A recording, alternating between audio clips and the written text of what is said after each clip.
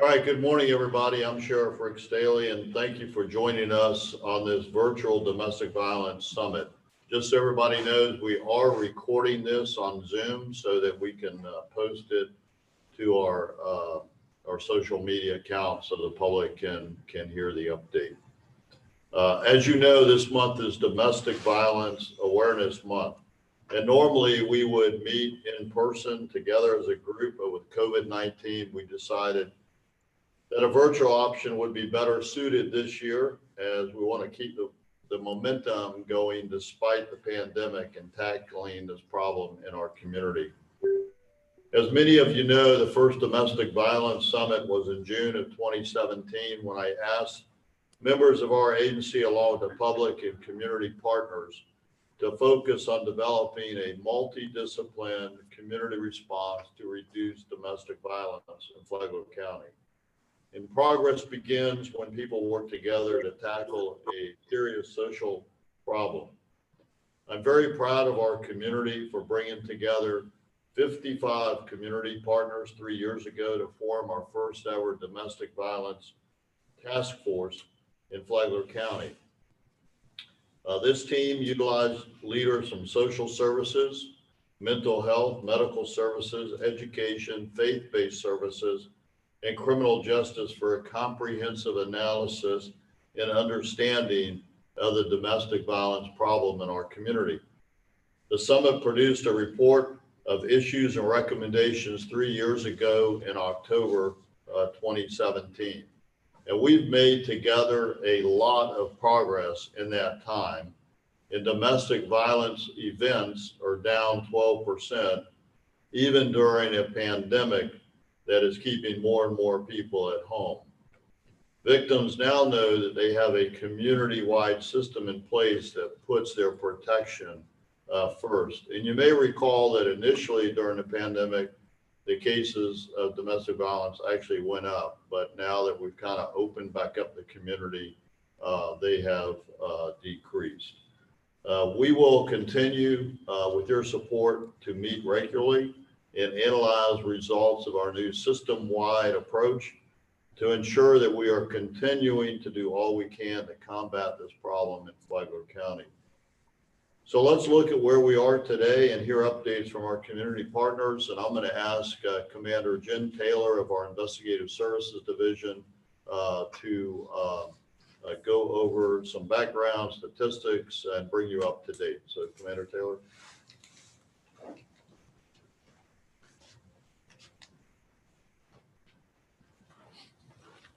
Good morning.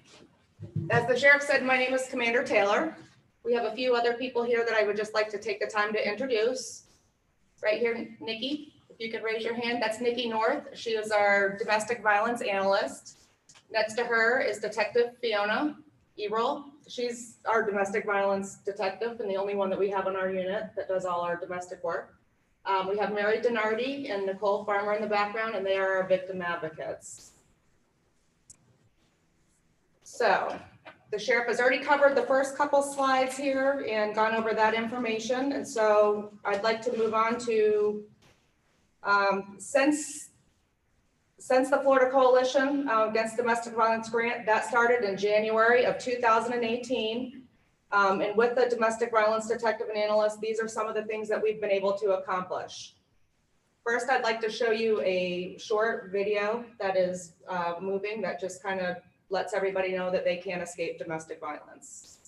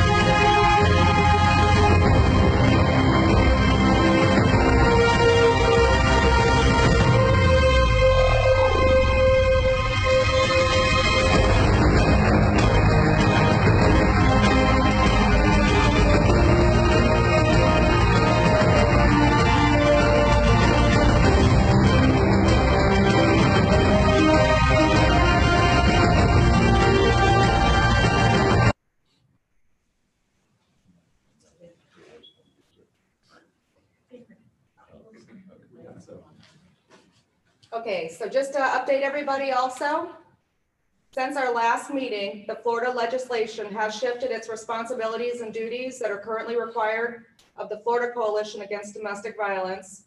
They're who were in charge of our grant and provided all the stuff that we needed to do to fulfill our responsibilities. They've shifted that now to the Florida Department of Children and Family Services.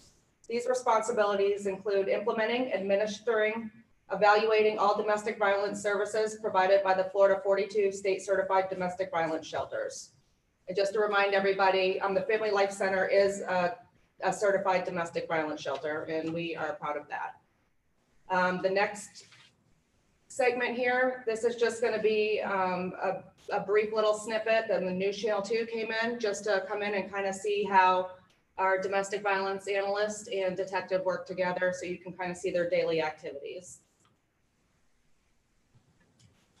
Well, tonight, a local sheriff's office is getting crime results in the war against domestic violence. The Flagler County Sheriff boasts the biggest drop in cases since he took over the agency in 2017. He has made domestic violence a top priority. So how exactly is he getting results? We sent News 6's Eric Von Enken to investigate. Eric? Lisa, Matt, 3 years ago when Rick Staley took office, I told you about his plan to attack domestic violence. He says the numbers were too high and the victims and offenders were slipping through the cracks. So I went back to follow up. Turns out domestic violence in Flagler County dropped 8.5%. We're talking about cases right now. And the number of offenders who break the law after their arrest, this is the big one, that's down 33%. So that means that they're staying away from their victims afterwards. Here's how the sheriff got crime results. This is the first thing Sheriff Rick Staley did 3 years ago, require one of these, a GPS ankle monitoring bracelet for anyone arrested for domestic violence released on bond, so deputies know exactly where the offenders are. Are these all the people that we have on the ankle monitors now? Yeah, this one got put on last week, and then this one's new. This one just got put on this week. Then he hired these two to track them. I believe he's back out again on an ankle monitor. Detective Fiona Eberl. He's got stalking, some violations. And crime analyst Nikki North. Domestic violence is all they do all the time. We can do these follow-ups, we can catch what's been missed, and just be available for victims. Then the sheriff told these two. Can you zoom out to his full day's tracks? To monitor the monitoring bracelet, because they discovered abusers went right back to their victims even after the judge told them not to, and before nobody was watching. Domestic violence injunctions are only as good as the person is willing to follow them. Offenders who violate the terms of their bond or injunction face felonies, which make domestic violence cases stronger, crucial if a survivor chooses ultimately not to testify against her abuser. Because we did charge them with violation of pretrial release conditions,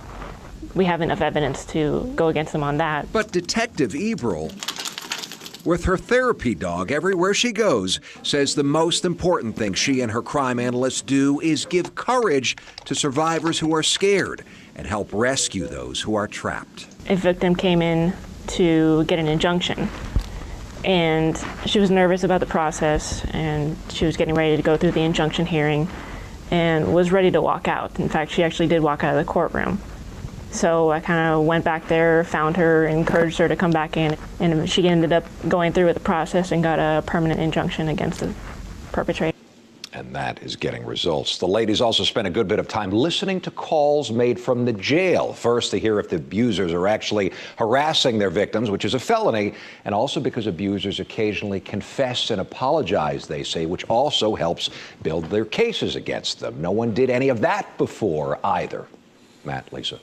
Shocking that every police department and sheriff's office doesn't do it that way. That's the way to do it right Seems to be working. Thank you, Eric. Sure.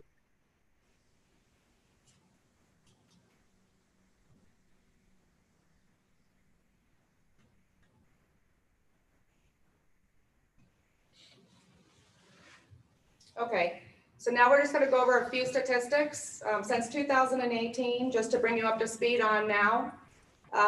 So far, we're down 12% since 2018 for the domestic violence uniform crime reporting comparison with the sheriff's office. Just to remind everybody, domestic violence doesn't necessarily mean it's just spousal abuse. That also includes parents, it includes siblings, it includes girlfriend and boyfriend that live together or have a child in common. So this is not just spousal abuse.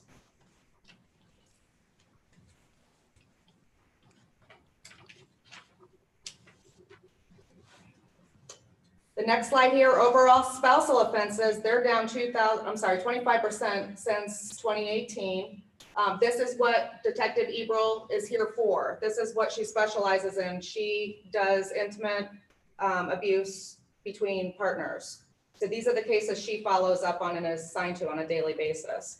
Now the next slide here looks like aggravated assaults have gone up, but we do want to touch on that here.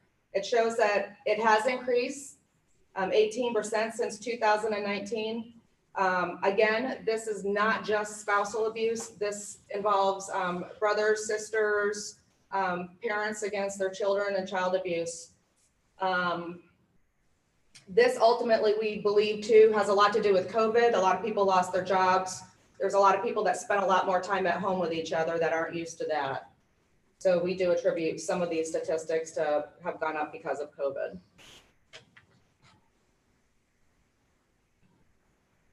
The next slide here, these are call header types. And so it may not necessarily be reported to our uniform crime reporting, our UCR statistics, but this is how we report it in the system when our officers respond to scenes and then do the reports and how they head the calls. So this is also down as well. So overall, since 2018, we have had, our crime rate has gone down except for the aggravated assaults. And like I said, I believe I explained that to you. Again, we attribute a lot of this stuff to COVID here on the next slide. During Easter weekend, we had a total of 5 men and women, 4 men and 1 woman. They were arrested for domestic violence. Now, all of this was not spousal abuse during this, but none of these people had any prior history records before. So that just goes to show how quickly something can escalate and how you can't really judge anybody. So overall, the sheriff has touched on this earlier. In 2017, when the sheriff created this domestic violence initiative, the idea was to have organizations and members from our community to all get together and engage with each other on how we can combat domestic violence in Flagler County. And today we're going to have 4 guest speakers speak to us from different agencies. The first one is going to be Jason Lewis. He's from the state attorney's office. And just to go through real quick, Trish Giacconi will also be speaking. She's from the Family Life Center. Amy Caratanudo from the Flagler Humane Society, and Allison Ogden will also speak from the Child Protective Team. She's our case coordinator. So Jason, if you're on, if you'd like to speak, thank you. Good morning. Can you guys hear me? We sure can. Excellent. Good morning. And I just wanted to thank the sheriff for having another summit for us to discuss the progress we've made in domestic violence. I wanted to start out by letting everybody know that Mr. Larissa, your state attorney, is very committed to keeping domestic violence down and trying to help solve a lot of the problems we have out there. And we really appreciate working in conjunction with Sheriff Staley, with the Bunnell Police Department, with the Flagler Beach Police Department and the Family Life Center to address those issues, and also to, I just lost myself. I'm just trying to change right there. Just to address these issues that are still continuing to be a problem for our community. I do want to echo what Commander Taylor talked about in the sheriff. I did pull some statistics from 2016. It looks like the amount of cases that actually came to our office that dealt with domestic violence from then to now is down about 20 to 25%, which is a pretty really dramatic number. And what's even better with that is the cases that came in 2016, we were only able to file those cases at about 45%, which means out of every 100 cases that came in, 45 of them we probably could go forward. We were able to get cooperation. That number in 2019 has increased to 60%. And really, I want to just give props to Detective Ebrel. I think a lot of that is attributable to her and the sheriff's office really working the cases. And what I mean by that is they are really working diligently after arrests to track when defendants are having contact with the victims when they're not supposed to. And Detective Eberl does a good job of providing those new cases to us. And those new cases, because they're a lot of times on the jail recordings or they're ways that we can monitor independent of having to have testimony, we're able to actually pursue those cases even if there isn't cooperation from either witnesses or the victims going forward. So that's assisted us in providing those services to the victims. And you know, working with the Family Life Center, I think the classes that we put on and also the education and having an advocate in our office when we didn't have budget cuts was very helpful. I just wanted to thank everybody for continuing to help us try and solve this problem. I know it's not going to, solve overnight. Mr. Larissa continues to want to put more resources toward it. I know in Daytona, we have specific domestic violence prosecutors. We also have one in Putnam County. The hope is, depending on the budget over the next year or so, we'd like to also bring that to Flagler County. Thank you.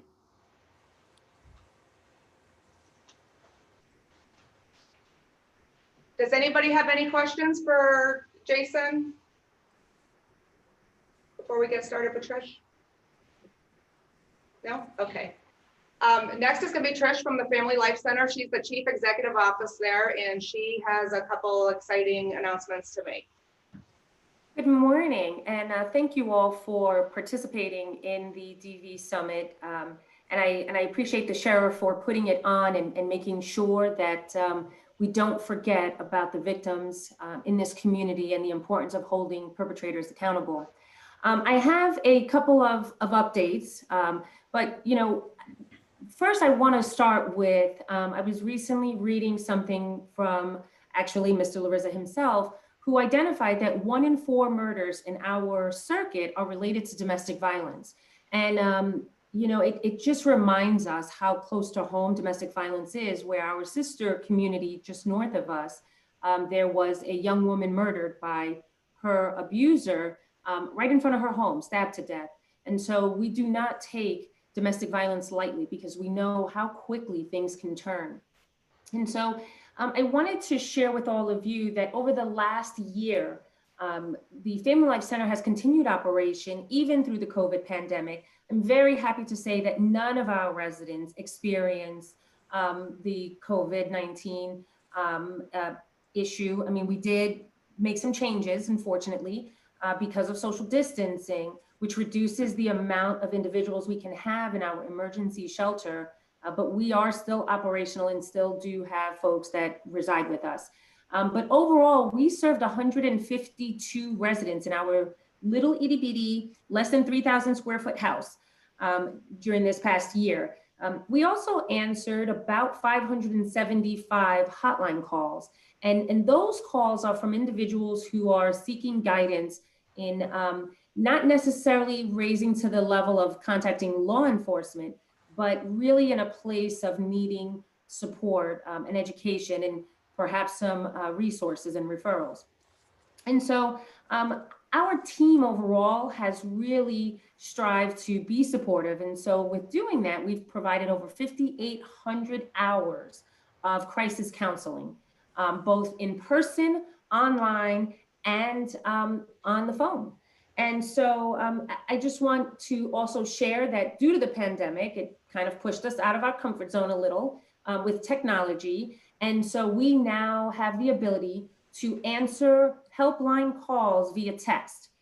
So if victims don't want to communicate verbally via phone, they can text our 386-437-3505 number anytime, day or night, and they will have a privileged advocate respond via text messaging. So we have found that to be very, very helpful for many victims who do not have the opportunity to give us a call directly. So I'm gonna give you kind of the bad news first and then the good news.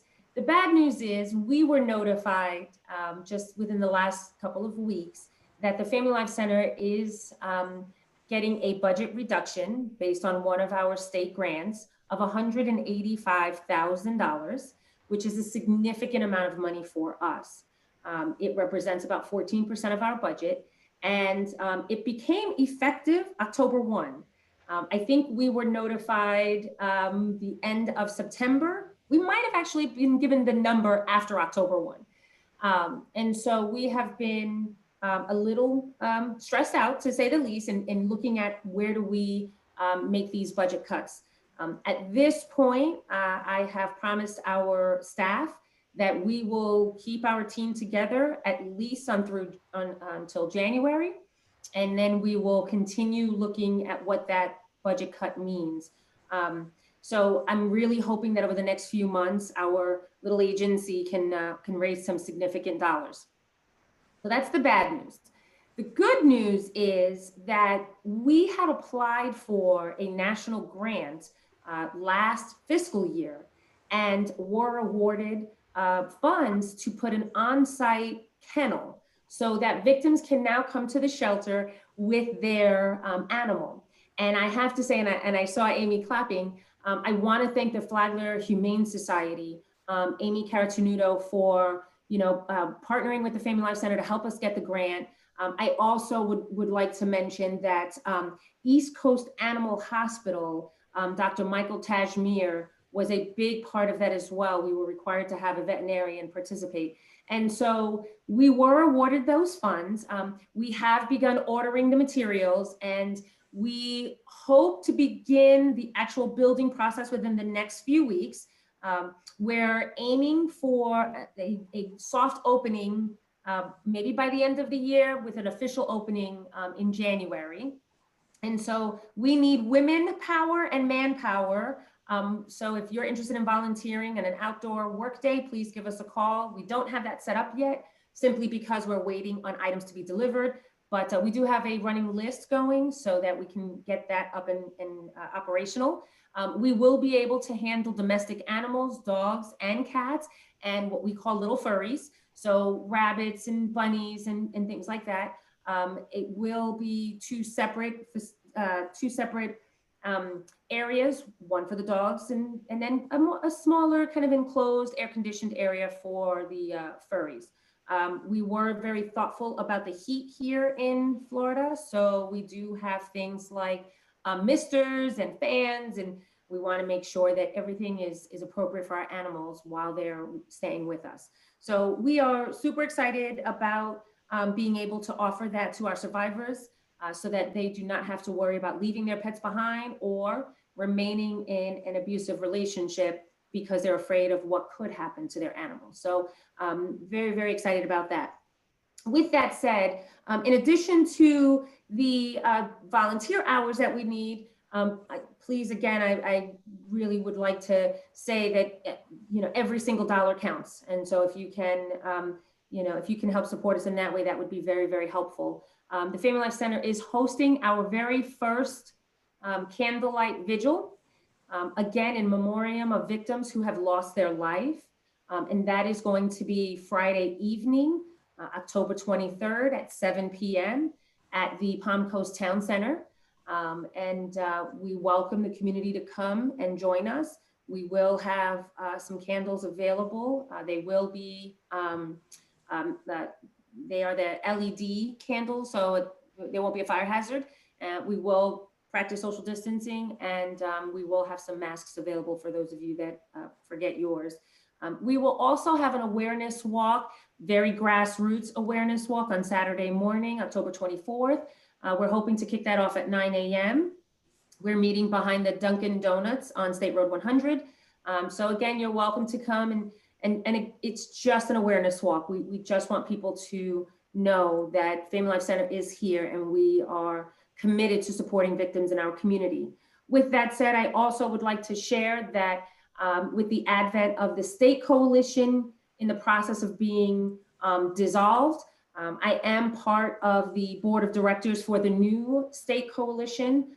I am also a member of the committee for the domestic violence programs with the Department of Children and Families to make sure that Flagler County's voice is continuing to be heard at the state level. So if anyone has questions about that process, feel free to give me a call and we can talk about that. Ultimately, I just say that I appreciate all of you. This work could not be done without your commitment, your support, and the love that you share through the Family Life Center for victims in our county. So thank you, Sheriff Staley and Jen Taylor and Jason Lewis and Fiona and Nikki for answering the call when I call and giving me the stats I need and helping me put together these grants. And so thanks for being such a wonderful team. And I didn't forget you, Paul. I know that you're fantastic as well. And so we appreciate all you're doing in Flagler County, and we're going in the right direction. So thank you very much. Thank you, Trish. I appreciate that. Does anybody have any questions for Trish before we move on to the next speaker? No? Okay.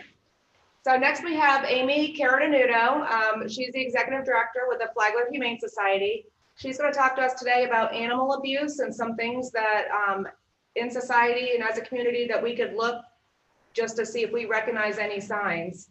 And it's just how animal abuse and domestic violence go hand in hand together. Amy? Good morning. Thank you guys. Thanks for having me here to speak about the link between animal abuse and violence towards people. I've actually done 2 tours here at Flagler Humane Society, so I'm in my 23rd year between the two here at Flagler Humane Society. We've done animal abuse cases such as the large puppy mill raid years ago, where we jailed 500, or we jailed the owners of 500 dogs. We work really closely with our county attorney's office here, Al Hadid and Sean Moylan. They represent us as county officers on our animal abuse cases. Just real quick, I want to make sure everybody knows that Flagler Humane Society, we offer a lot of low-cost services that sometimes can be of help for folks that you deal with. Services to help keep pets with their families if they're not in a situation where they're in abuse anymore. So, okay, next slide.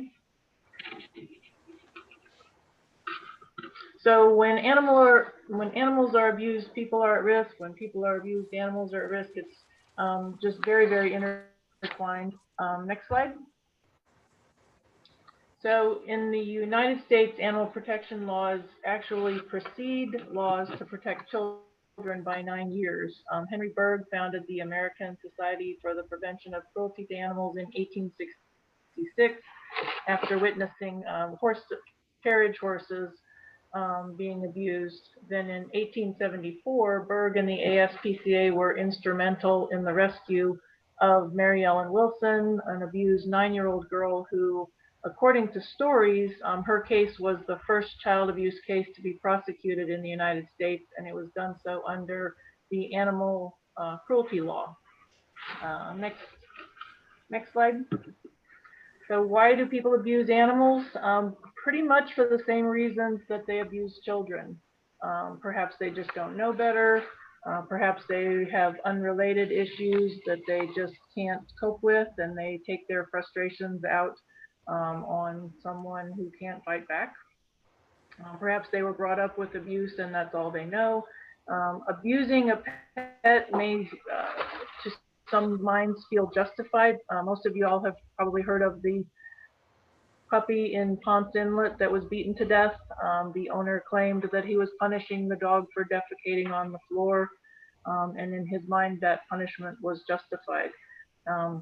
There can also be a sense of entitlement. You know, we hear a lot about, well, it's just a damn dog, or it's just a cat.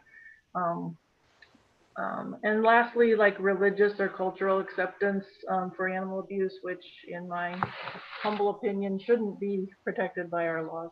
Next slide. According to the Journal of Interpersonal Science, interpersonal violence, and a study of animal abusers, 44% committed other crimes after their conviction of animal abuse. So you see these statistics. Again, everything's pretty intertwined. Next slide. Our cases are much like any other, except the attorneys in the courts are already very overburdened, and animal abuse cases a lot of times end up being put at the bottom of the pile, just because of necessity.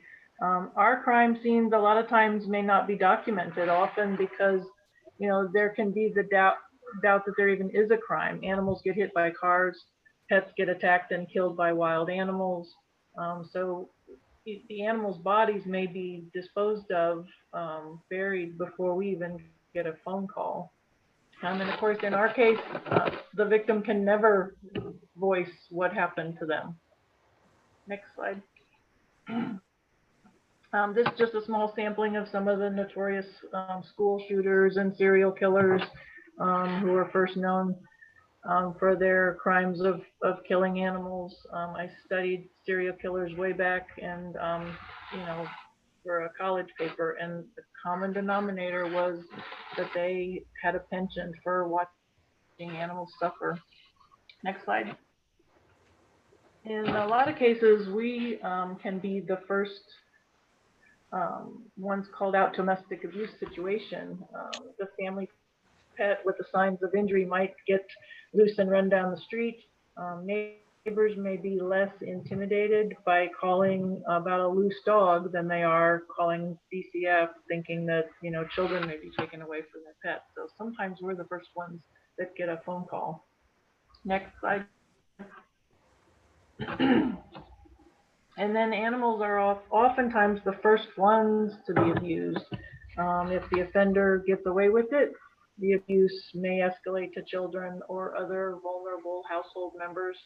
When we see children who abuse animals, that's a very real sign that they have learned that abuse by possibly being the victims themselves. Next slide. This is just some statistics. Most concerning, I think 23% of the victims didn't leave because of concern about the pets.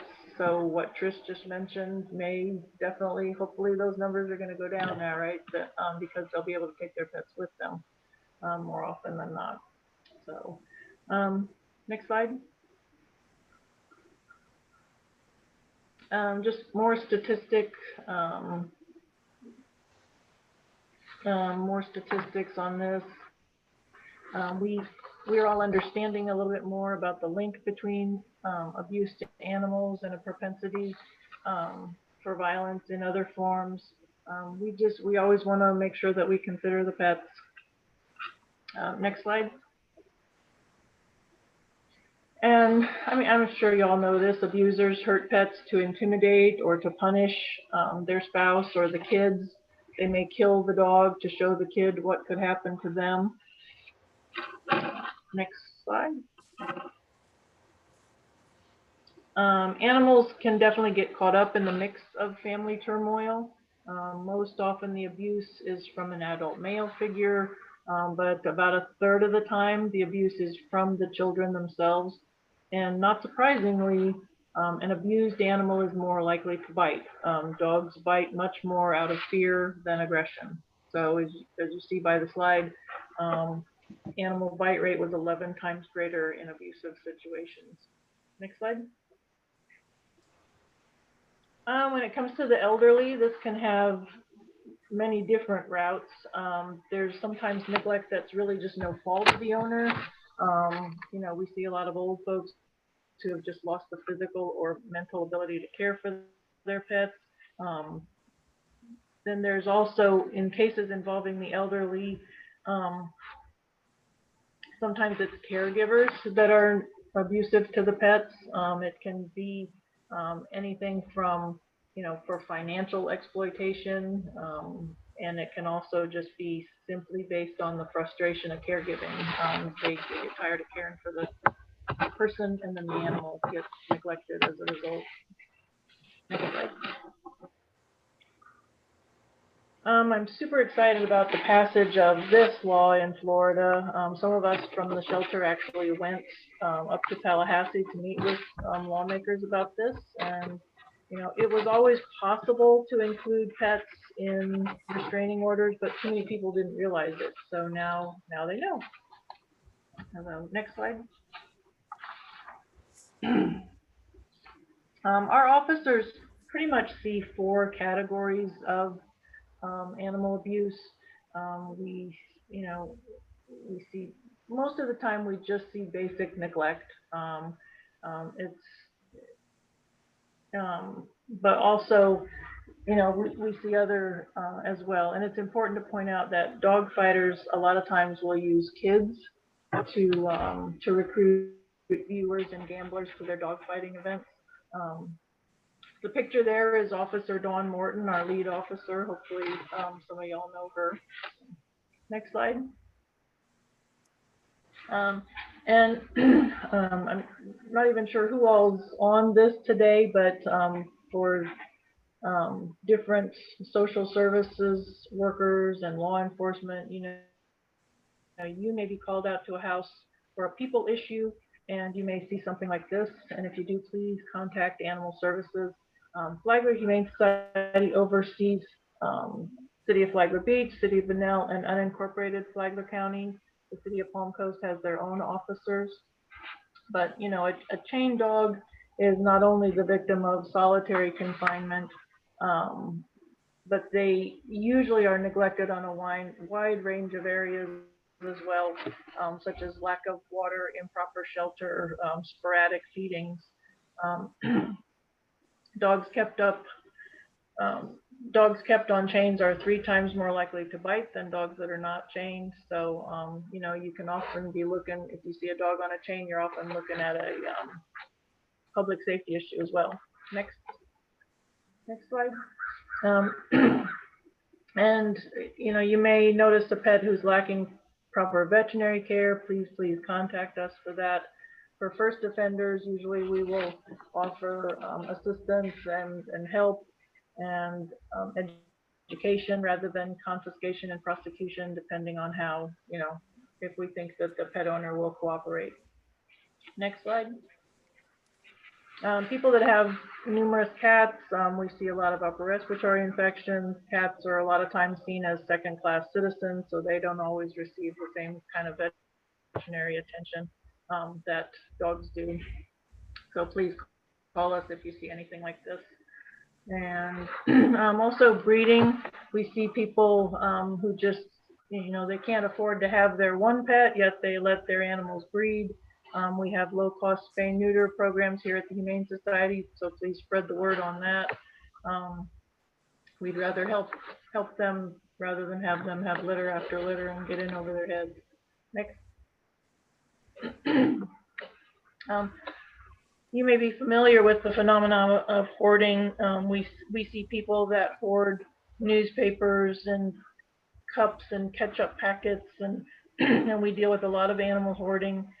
If you see people who have more pets than they have resources to care for them, please let us know. Animal hoarding actually causes more animal suffering and death than intentional animal cruelty. Next. And we understand that hoarders don't usually intend to harm their animals. For the most part, hoarders are suffering from emotional issues and living with mental disorders themselves. Next. My first hoarding cases were almost all older women who were, they were the ketchup packet collectors, and they may have lived through a specific trauma. There was one woman that lived in the hammock that had dozens of dogs, cats, chickens, and she had lived through the death of a child. So there was a lot more going on with her than that. So next slide. Nowadays we see rescue groups, I'll do air quotes, rescue groups. A lot of times these are well-meaning people who just get in over their heads. And next thing you know, we're dealing with a complaint about somebody who has 60 cats in their bedroom, or we get a complaint from somebody who purchased a dog from the rescuer and they meet in the parking lot of the Winn-Dixie, and then surprise, the puppy is sick because it's not been vaccinated. Next slide. A hoarding house can be uninhabitable, yet the hoarder doesn't even notice. I've seen people who slept on a tiny spot of their couch because their bed has urine and feces all over it. There are dead animals underneath it. So we see houses about this bad. Next slide. and hoarding affects a wide variety of species: cats, dogs, rabbits, rats, you name it. Next slide.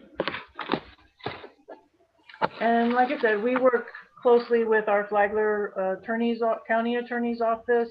We petition for custody of animals, with hoarding especially. Then we will ask the judge to order that the animal owners not own animals into the future for a set amount of time, reasonable amount of time.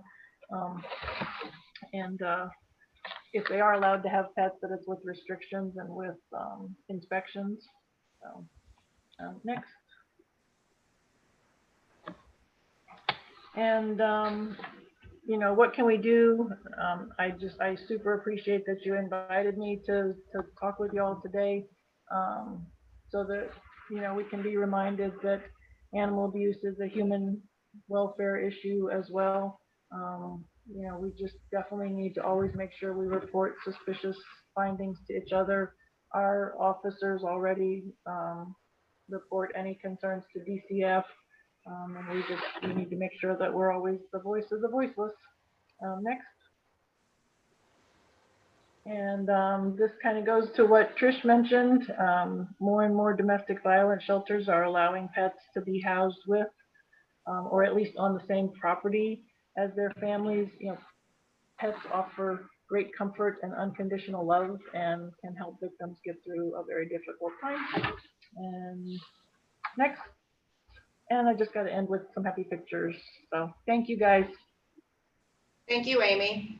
Does anybody have any questions for Amy? No? Okay. The last person today is Allison Ogden.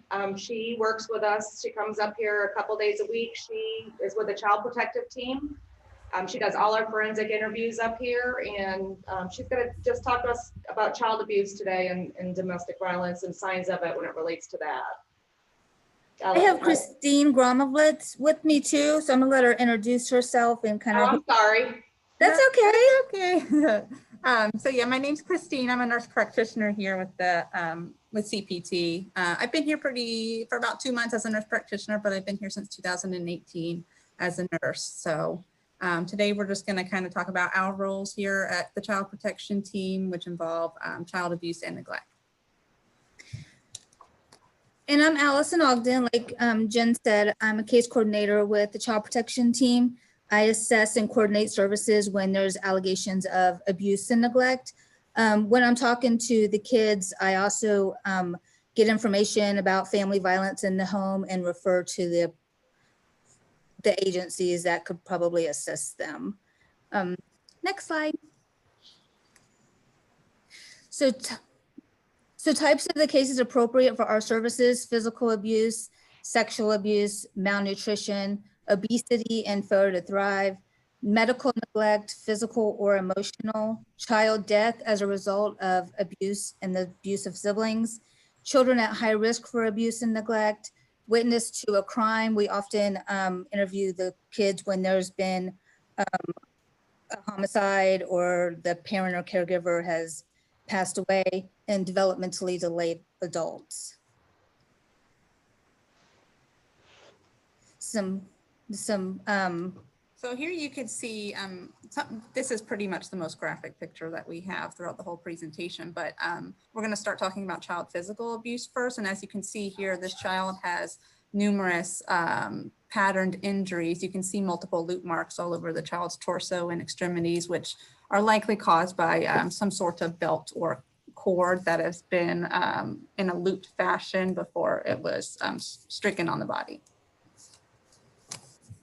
Next slide. So the definition of child abuse. Child abuse means it's the intentional infliction of physical or mental injury upon a child, an intentional act that could be reasonably be expected to result in physical or mental injury to a child, or active encouragement of any person to commit an act that results or could reasonably be expected to result in physical or mental injury to a child. Next slide. Hold on a second, I'm not Not moving for me right here.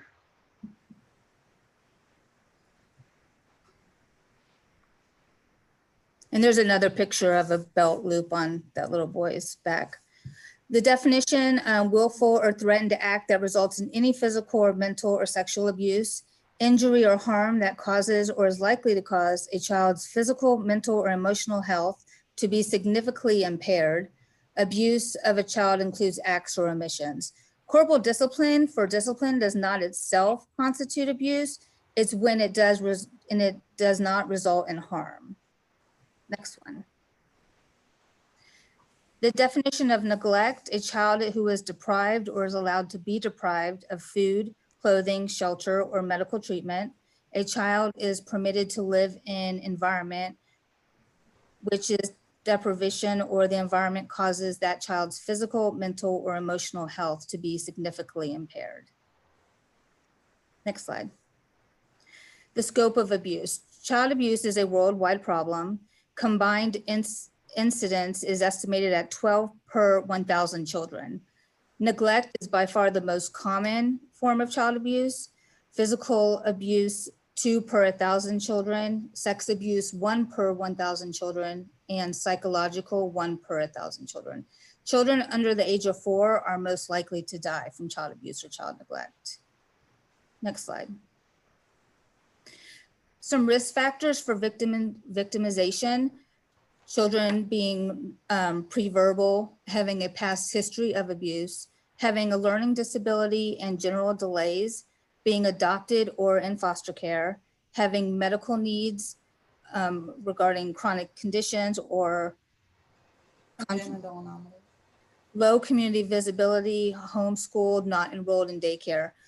During the COVID pandemic, we have noticed when the kids weren't in school, we weren't getting very many calls for child abuse concerns and child neglect. Since some of them are back in school, we are starting to get more calls. So, you know, the children visible in the community is super important so we can make sure they're safe, and anybody who has concerns, contact the abuse or neglect hotline. Next slide. This is your next one. Oh, sorry. Okay. So as far as recognizing abuse, some red flags to look for is when the history is not consistent with the injury that's found. So again, going back to those pictures that you saw of the patterned loop marks on the child, oftentimes a child will say, oh, I fell, or give some other kind of history that's not consistent with those patterned injuries that are on the skin. Also multiple injuries that are in various stages of healing. There's a delay in seeking medical attention for a serious injury such as a broken bone or other things like that. And if there's no history offered to explain the injury, is very highly suspicious for child abuse. So looking for some discrepancies, again, if the history is inconsistent or if it changes over time, or there are different caregivers that were present that are giving different histories. The child is developmentally incapable of having acted as described. For example, if they say that the child was walking and fell, but that child is under a year old and is not able to walk, then that's a red flag. Also, the child would not reasonably to be expected to have acted as described. Again, kind of going back to that as well. When a serious injury blamed on another child, or that a child caused the injury to that victim child. So next we're going to talk about skin injuries, which are the most common manifestation of child abuse. So bruises are injuries. Bruises are bleeding underneath the skin. A definition of significant injury is any injury beyond temporary redness of the skin. So if a child is physically disciplined and the injury turns into a bruise, that is considered child abuse. Non-accidental bruises and abrasions are abuse because tissue has been damaged. Again, bruising is bleeding underneath the skin.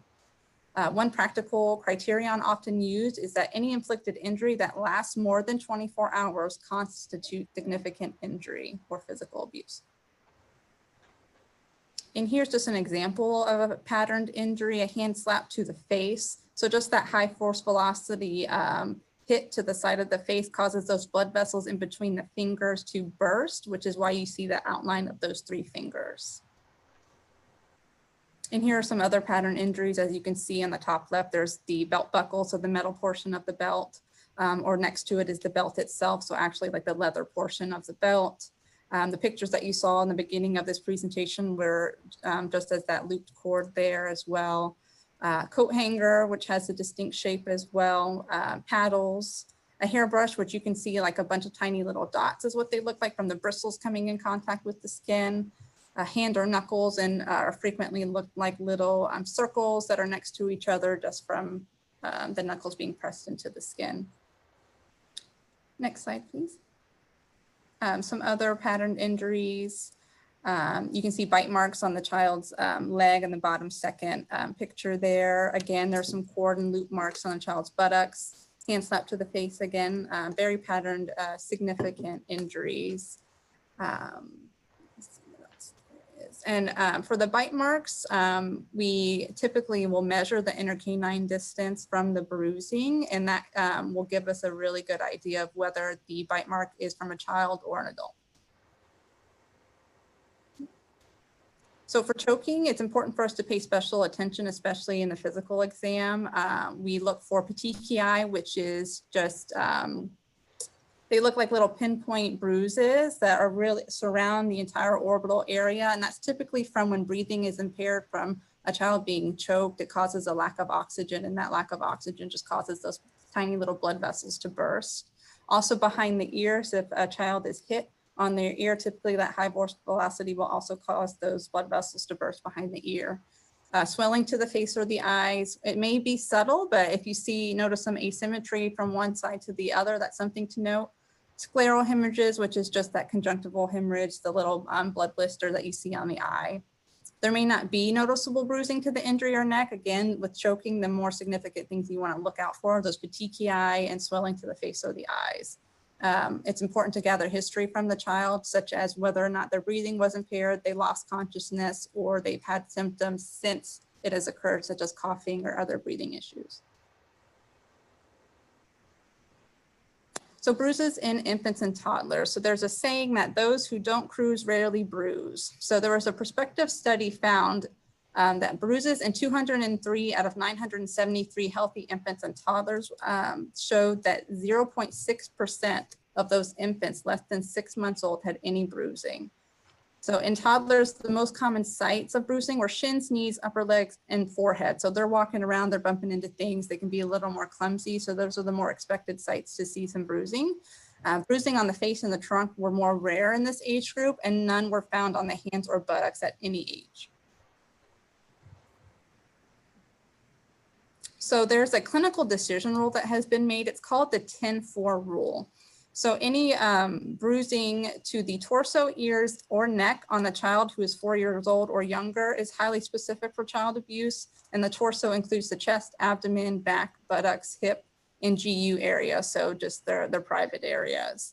Also, any single bruise in a child that's less than 4 months old. So anywhere on the body in a child of that age. And number 3, if there is a logical accidental history given for the injuries. So down at the bottom, it says it's 97% sensitive, which means that if you follow this guideline, the 10-4 rule, that 97% of the time you're going to identify true positive for child abuse. And 84% of the time, if they don't have any of those things listed, then it's going to be not so likely for child abuse. Next slide, please. So this chart just kind of shows you where the most abusive injuries are found in children. And we kind of highlighted the most common, including the chest, buttocks, GU, again, the private areas, the hip, the ears, the neck, lip, and chin. So bruising to sensitive areas such as the ears, neck, genital area, chest, and buttocks were significantly predictive of abusive trauma. Again, the most common places that we see bruising is the shins, the legs, things that the children are bumping into just from being ambulatory. And now we're going to talk about burns. So first degree burn is essentially just redness of the skin. It's the mildest category. There's not a break in the skin. It kind of looks like a sunburn. A second degree burn is blisters. It's really painful, but it will heal without scarring. And third degree burn, there's actually typically no pain because the nerve endings are just fried essentially. So it includes all layers of the skin. and the skin appears pale or blackened, and this burn will leave scarring. And now we're going to talk about fractures. So there are many different types of fractures to look for. There can be simple fractures or just dislocations. Many types of fractures have variable levels of specificity in regards to child abuse. So spiral fractures are concerning because they appear as if a circular force would have had to been used to sustain this injury. And without a history that is consistent with the injury, we have to suspect child abuse. Comminuted fracture is just where the bone is completely shattered as if it was a crush injury. A nurse's mate's elbow is just is a common injury in children for dislocation. And skull fractures, again, there has to be a consistent history provided for those types of injuries. So for some statistics, osteogenesis imperfecta is a genetic disorder in which the child will fracture very easily. And that's often a history given in defense. And the statistics on that is 1 out of every 30,000 children. So it's not a very common genetic disorder to have. Also cystic fibrosis, again, this is a genetic disorder that involves pulmonary system and other things like that. And the statistics on that is 1 out of every 2,500. So again, it's not very common. And juvenile diabetes, 1 out of every 1,000. Just to kind of give you some statistics on how rare those disorders are, but when you're looking at abuse and neglect, there's 1 out of every 100 children are experiencing abuse and or neglect. So some fractures that have high specificity for abuse, so these fractures are highly concerning for child abuse, includes the metaphyseal corner chip fractures, which are commonly seen in the arm, and that's usually from a very forceful tug at the arm, causing the corner part of the bone to chip off. Also posterior rib fractures, which we see in infants, are due to shaking when a child is not crying or is continuously crying and they're not able to get the child to calm down, shaking the child to get them to be quiet, you can usually result in some posterior rib fractures. Scapular fractures, again, that's on the back, that can also be seen along with posterior rib fractures. The spinous process fractures, again, in the back there towards more the base of the spine. And sternal fractures, which could be, from an adult hand wrapping around the child. The thumbs are on the front there on the sternum, and then the fingers are wrapped around the back into the rib fractures. And you can just see some pictures there. It's kind of hard to see through the x-ray, but those arrows are kind of pointing out all of those different rib fractures that are visualized there. Critically abusive injuries, so the most severe injuries that are highly concerning for child abuse is abusive head trauma. So as you can see, there's a picture there of a subdural hematoma, which is commonly associated with shaken baby syndrome, which goes along with those posterior rib fractures I just mentioned. That's bleeding on the brain.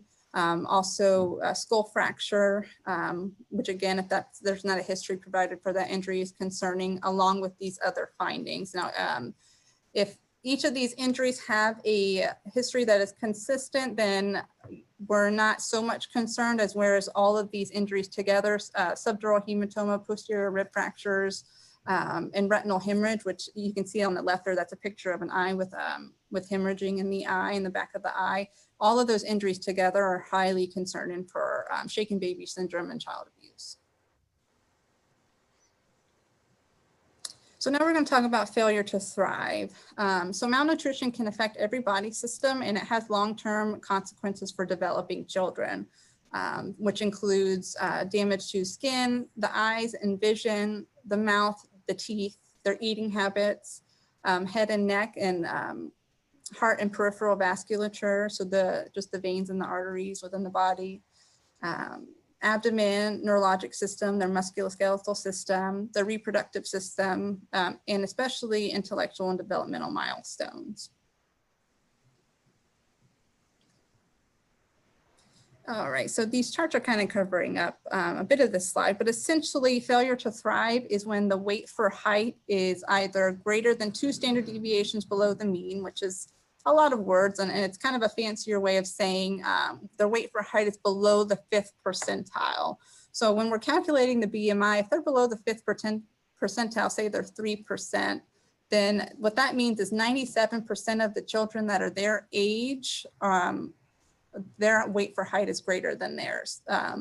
So it means that they're really low. And as you can see on this blue chart here, these little dots that kind of go up and then go off to the right, we put them on a growth chart to kind of calculate their growth. And then if we notice that they start falling off the growth curve, you know, and the average is 50%, that's kind of where we want kids to be.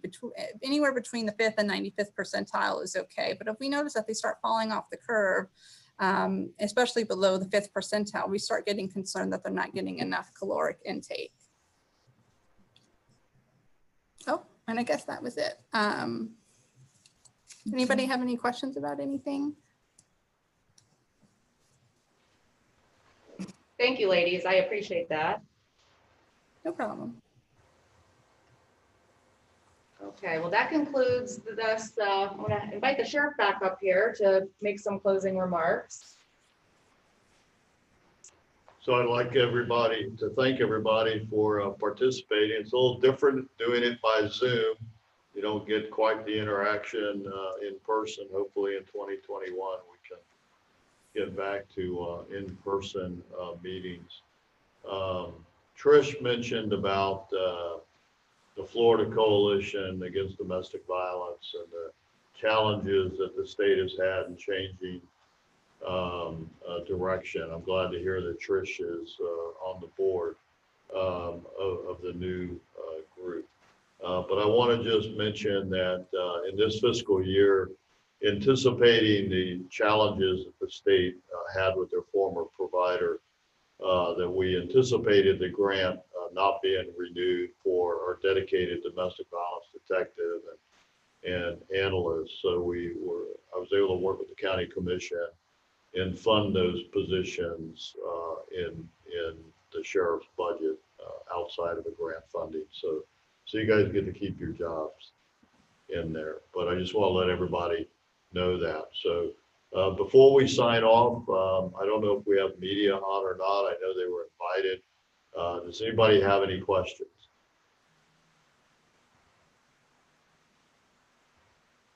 Everybody's unmuted, right, Paul? They can do it themselves. Okay. All right, I've not seen any hands raised or any questions coming up. So I want to thank you for joining today. We don't want to lose our momentum that we started 3 years ago. And hopefully in 2021, we will continue to see reductions and can get back to in-person meetings. So thank you, everybody.